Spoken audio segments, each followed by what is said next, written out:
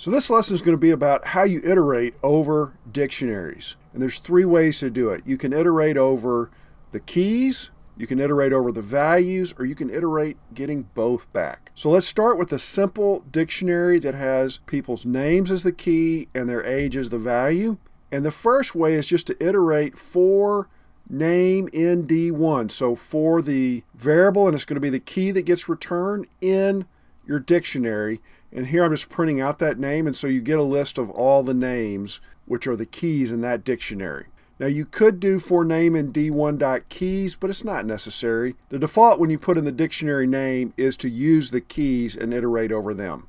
The second way is we're going to iterate over the values. So here I'm going to find the average age of the people in this dictionary. So I have a sum equals 0, and then I do for age in D1.values, and that will return all the values that are in that dictionary. I'm going to sum them up and then divide it by the number of items in the dictionary, and the average age is 20.33. The final way of doing it is to get both back at the same time.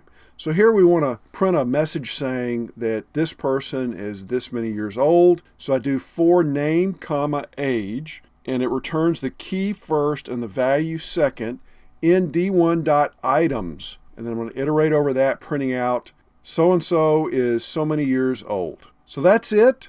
Subscribe if you want to keep getting content like this and be notified when I put up new videos. If you learned something, smash that like button so I can help more people, and I'll see you in the next one.